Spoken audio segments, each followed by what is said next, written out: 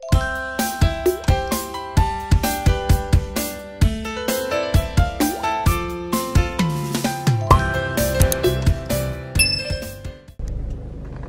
morning, people!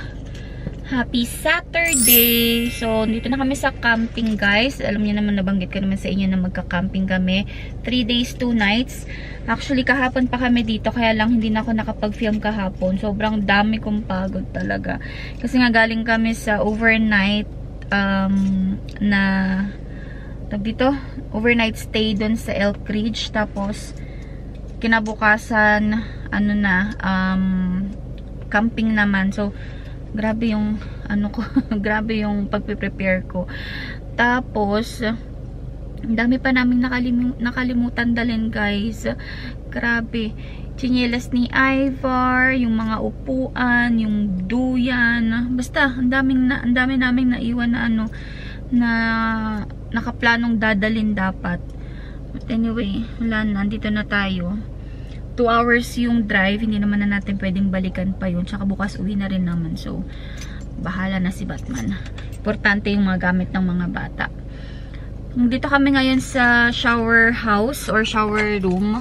Hintay namin si Mr. Men and then women. Nagsha-shower na siya ngayon. Tapos, after nito, balik kami sa campsite. Magbe-breakfast na. Yung mga ates doon is nagluluto na ng breakfast. Tapos yung mga kids naglalaro na kagad sa playground. Ayun nga si Raven, oh. Aga maglaro sa playground. Natamaan tuloy ng zipline. Sus, Ginoo. Tignan mo yung mata mo, oh. Is it sakit? Kasi huwag ka kasi sasama sa mga big ate, ha? Doon ka lang doon ka lang kila mami tsaka kay daddy, okay? Ayan, oh, natamaan siguro yung mata.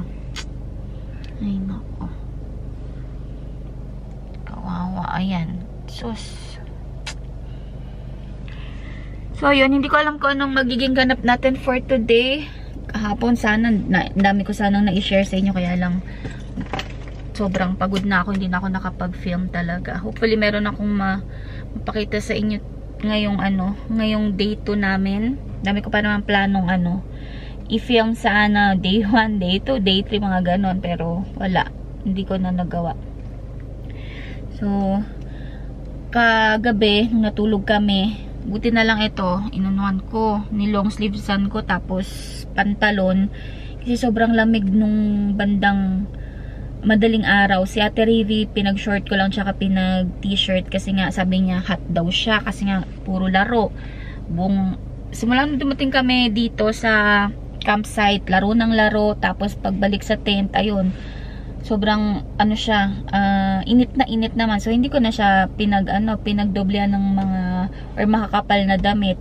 Pero nung madaling araw sobrang lamig pala. Buti na lang dala namin yung heater namin. At least yung hindi namin nakalimutan. Dala namin yung heater, hindi siya malamig. Okay naman din. Tapos dinoble-doble ko na lang din yung yung blanket. Tapos, syempre, yung blanket ni ni Baby Raven, dala-dala din kasi hindi pwedeng maiwan ng baby. So, hintay lang namin si Ivor and then, balik na kami sa campsite. Dito ako sa tent namin ngayon. Sobrang init ng ang init ng pwesto namin. Grabe. So, ayan yung dalawang airbed. Walang hangin na pumapasok. Sobrang init. Ito yung queen. Ito yung double. Tapos yung mga una namin naayos ko lang kanina. Para hindi kalat-kalat dito. Tapos, ayun yung aking parang bedside table. Diyan ko lang nilagay. Binuksan ko lang yung mga bintana dito para may hangin na pumasok. Pero dito hindi ko mabuksan kasi dito yung tapat ng araw. Tapos meron din 2 bintana dito na hindi ko na lang binuksan kasi din yung nakatutok din yung araw. China-charge ko pa yung aking Jisoo Life na portable fan. So ayan yung itsura ng aming tent. Ayan. Hindi ko na inayos, guys, kasi Tutulugan lang naman din. Tapos, ito yung aking portable toilet. Yan. Gamit na gamit din ang aking portable toilet. Nagyan ko ng mga damit kasi ang init. Pag umupo, ang init sa puwet. Andun pala yung ano. Andun yung mapagkain, maiinitan. Sige, ano ko muna. Magbawas-bawas ako konti ng mga gamit dito para lumuwag kami. Dito ako sa pool na malapit sa aming campsite. Yan yung itsura ng pool. Hindi pa siya open sa public. Meron silang schedule 1 to 5 and then 7 to 9. So, ganyan yung itsura niya. Punta lang ako dito saglit sa washroom. Kasi, alam niyo na, call of nature. Tapos dito guys, meron silang parang maliit na tindahan. Ito ko sa inyo. Ayan. Asan ba? Ito. Tindahan yan. Tapos, meron pang another playground dito. Meron ng playground malapit dun sa aming campsite. Pero, meron din dito. Mas malapit yung dun sa amin kaysa dito kasi malayo-layo pa yung lalakadin. So, yan. Ganito ang itsura ng mga campsite at ganito mag-camping. Yan. Ako lang nagpunta dito kasi nag-jibs nga ako. Yan. Sama. Yun yung ano, yung malapit sa amin na playground. Ito ko sa inyo. Meron din dito na parang mga ano parang market. Ang mga nagtitinda is yung mga galing sa farm. Ayun o. So ayan, ito yung malapit na playground sa amin kasi tatawidin mo lang. Ayan yung playground. Tapos ito yung campsite namin. So sa mga taga dito pala guys, ang aming campsite is group 1A. Ayun o. Merong nagtitinda. So doon kami, kung nakikita niyo yung red na tent, yun yung tent namin. So mga dalawang beses, pangatlong beses na namin nagamit yung aming tent. Yan. So nagluluto na ulit yung aming mga kasama. I think for lunch na rin. Ayan. Yung mga kumpulan dun. Sila yan. Raven is wet. Mama, fish And mermaid. Ate Ravi too. Fish Nag-swimming sila. mermaid. Huh? Are you a fish mermaid? Ang bigat ni Raven. Wait lang. 1, 2, 3. Bird. Bird. Heavy. Ayaw maglakad. Bird. Birds. Lakad the bird. Yan, naglakad ang bird. Tapi. Come here, bird. Habol. Punta kami sa campsite at Habol. maliligo na kami. Magfa 5 na. So, Bird. after maligo, pahinga. And then, pasyal sa lake siguro. So, mamaya na lang guys, ang bigat ni Raven. Kung na kaya. Basta kami maligo, guys. Tapos, nagmerienda na rin. At, kaming gutom. So, we are heading to the washroom again. Kasi nga, si ate naman na mag-call of nature. Si ate. May dala-dala kaming tabo. Hindi ka Pilipino kung wala kang tabo, guys. Ay, what is that? Ano yun? So, yung washroom na pupuntahan namin is yung malapit dito sa pool. Yung kaninang pinuntahan ko. Kasi may tubig dito.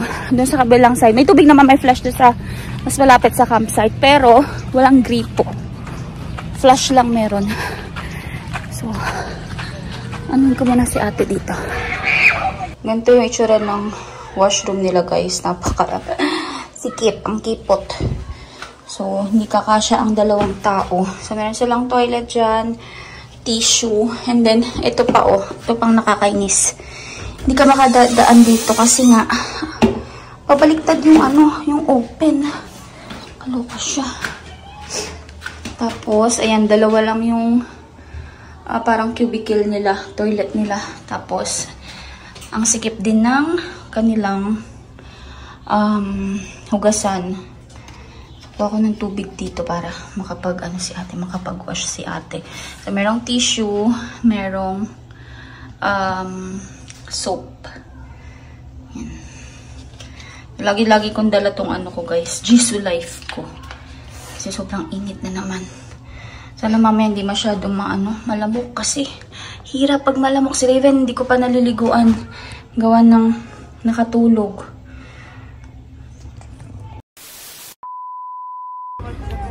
Last day guys. Nakakaloka. Sobrang lakas ng ulan. Kulog at kidlat. Pinasok kami dito Ayan basa. Ayun grabe yung ipon ng tubig dun. Kita nyo ba yan? Yun sa side, hanggang dun sa side. Isang basa. Tent namin. Tumutulo. Nano ko na yung isang airbed. Late kasi nagising si ate, so susunod ko na to. Yung basa, yung mga ilalim ng mga bag namin. Katakot. Kwento ko sa inyo na lang mamaya pag uwi. Yan guys, kita nyo yan. Ay, tubig. Grabe. Basang basa. Yung isang pinag-alisan ko, yung nandito sa side, basang basa din. Pero ito ang sobrang basa. Ay, A few moments later. Pauwi na kami guys. Sasakay daw kami ng ferry. Fairy tales. Yan yung way papunta sa ferry. Meron ditong cow. Yun yung mga brown na yan. Mga cow yan. Mga 2, 4, 6, 8, 10. Almost 10 din yata. So yun yung papuntang ferry. Hindi pa ako nakatry na sumakay sa ferry. Pero I'm scared. I'm scared.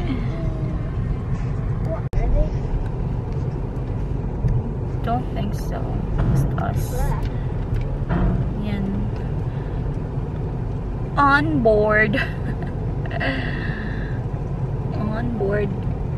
Pasakay na ng ferry. Yikes. Wala, baka di pa tayo mabot. Hindi, abot na kita. Yan, unay na yung van. Tapos next kami.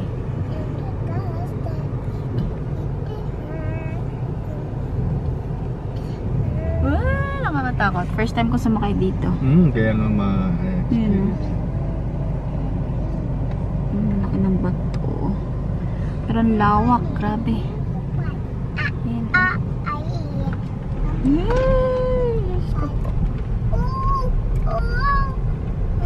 Ayan siya. The ferry. Yan, video mo. Itong gandang video mo, Nico. Para